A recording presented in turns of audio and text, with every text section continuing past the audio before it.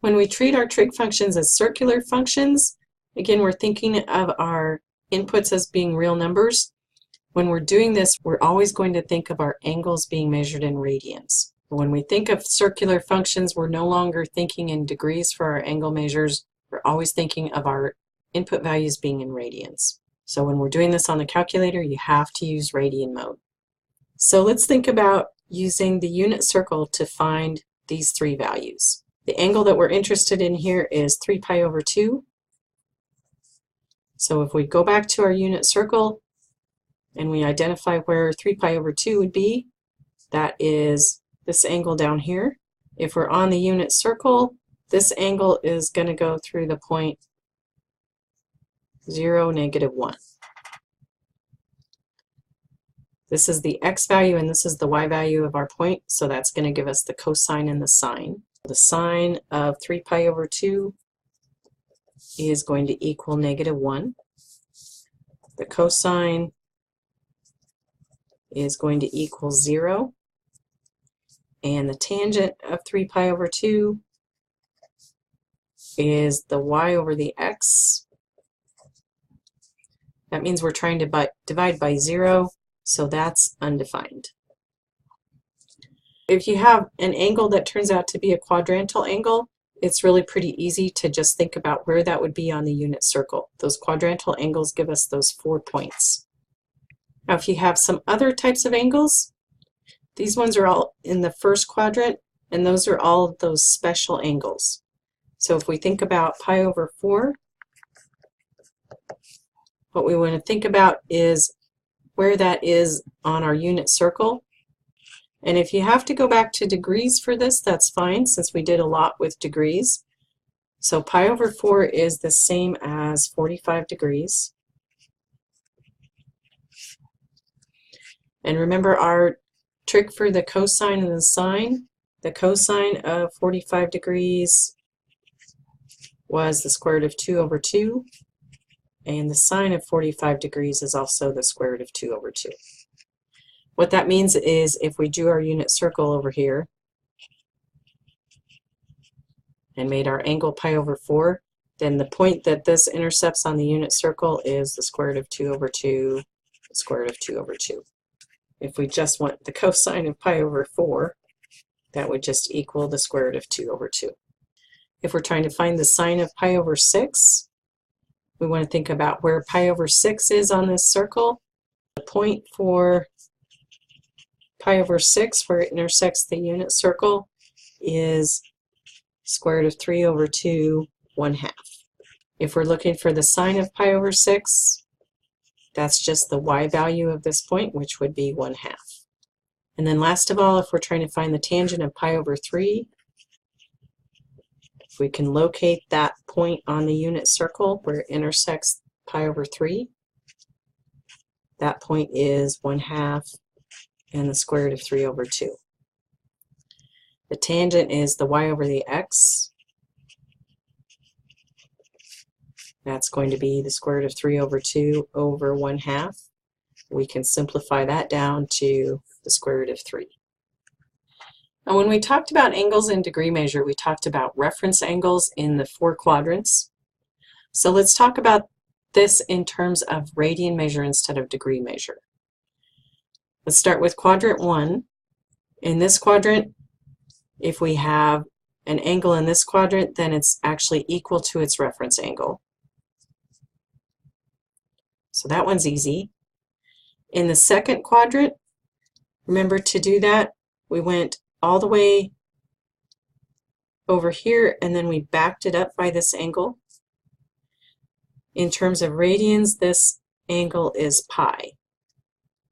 So for this one, we're going all the way to pi and then backing it up to get to our reference angle. So that is going to be pi minus theta. In quadrant 3, we're going all the way to theta and then we're backing it up by this much to get to pi. So our reference angle is theta minus pi. And then in the fourth quadrant, we're going all the way around to here, which is 2 pi in radian measure. And then we're backing it up by theta So that would be 2 pi minus theta. Let's use this idea of reference angles to find exact values of some trig functions. If we have 7 pi over 4, first we have to figure out what quadrant that would be in. One thing that's going to help with this is thinking about those quadrantal angles in terms of whatever denominator you have here. If we're using 4 for denominator, then 3 pi over 2 is the same as 6 pi over 4. So this is a little bit bigger than 6 pi over 4. And 2 pi is the same as 8 pi over 4. So this angle is between 3 pi over 2 and 2 pi. That puts it in quadrant 4. That means that to get my reference angle, I take 2 pi minus my angle. If I think of 2 pi as 8 pi over 4, that would give me just pi over 4. If you have some of these special angles written in radians, actually it's really easy to find the reference angle.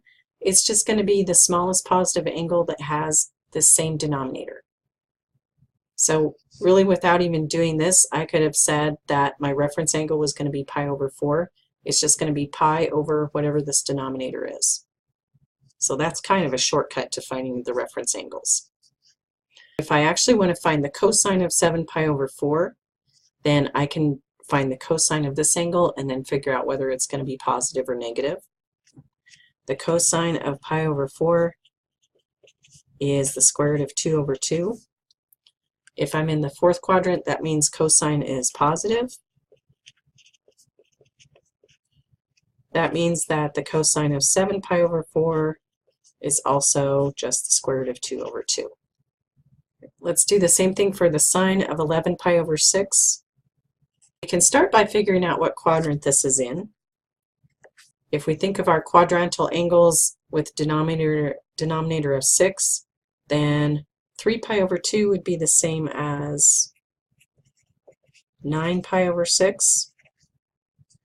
2 pi would be the same as 12 pi over 6. So this one is in between 3 pi over 2 and 2 pi. That means this one is also in quadrant 4. Now I could do the same thing I did up here to find my reference angle, but I'm going to take a shortcut. Since this denominator is 6, then that means that my reference angle is just going to be pi over 6. Now I'm trying to find the sine. The sine of pi over 6 is going to be 1/2. In quadrant 4, sine is negative. That means that the sine of 11 pi over 6 is just going to be negative 1/2. I could do the same thing using the unit circle. If you want to, you can memorize that whole unit circle. I know in a lot of trig classes that's what they have you do. This is just another way to get to those answers without trying to memorize that entire circle.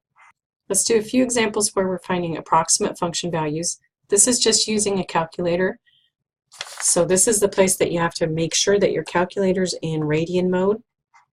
And remember, to get the mode, you just push the mode button, and what you want to make sure of is that down here the radians is highlighted instead of the degrees. You probably had it in degrees for the last unit, so you want to move it over and press enter so that the radians is highlighted. To find the cosine of 1.85, since there's no degree symbol there, that automatically means it's in radians. This turns out to be a negative answer, which means that our angle was either in quadrant 2 or quadrant 3. And this says to round to 4 decimal places, which would make it negative 0.2756. Nothing very hard about that. We can do the same thing for this one, just putting it into the calculator. We get a value of 0.4882. These two are both reciprocal functions, so we can't put them directly in the calculator. We need to use the reciprocal. The reciprocal of cotangent is tangent, so actually this is going to be the same as 1 over the tangent of negative 1.62. I'm going to put it in my calculator just like that. Same thing for secant, it's the reciprocal of cosine. What I'm going to put in my calculator is 1 over the cosine of negative 2.46. That's going to give me negative 1.2877. The thing to notice with these is that these values are going to come out to be either positive or negative depending on which quadrant your value was actually in. So if it's cosine and it turns out to be a negative value, that means your angle was actually either in quadrant 2 or quadrant 3. This one where the value of sine turned out to be positive, that means our angle was either in quadrant 1 or quadrant 2. This one where the tangent value turned out to be positive, that means this has to be either quadrant 1 or quadrant 3.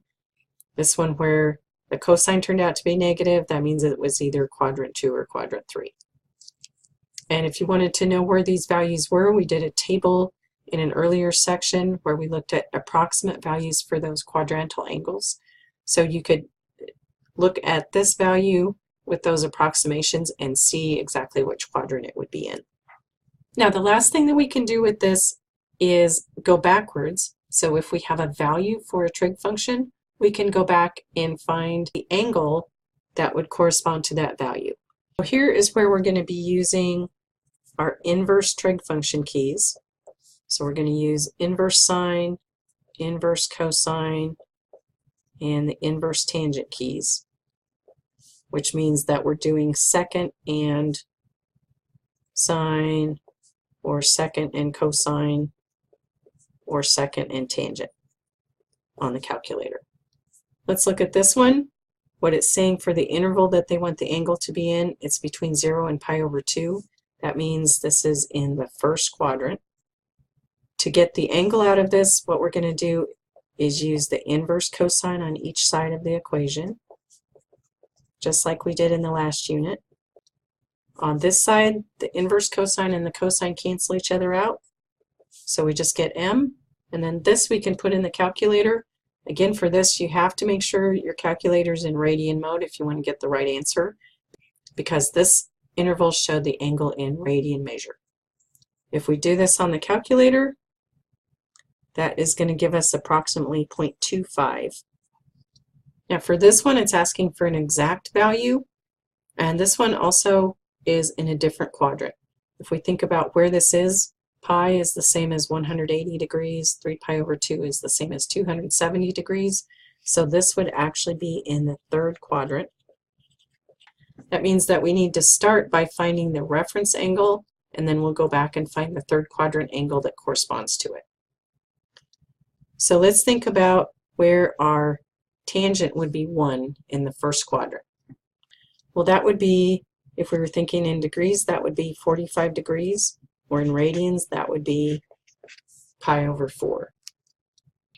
And what we want to do is find that corresponding angle that would be in the third quadrant. So this would be our reference angle, and we could think about how to get the third quadrant angle from that. Since we're talking about radian measure, though, we can just figure out what angle in the third quadrant is in the same family. So we want the third quadrant angle that's in the pi over 4 family. That means the denominator is going to be a 4. We just have to figure out which one it is. So pi over 4 is in the first quadrant. The next one is 3 pi over 4. That's in the second quadrant. The next one is 5 pi over 4. That's in the third quadrant. So this is the one that we're looking for. Our answer to this is that m is equal to 5 pi over 4. This is where thinking of those angles as families really comes in handy.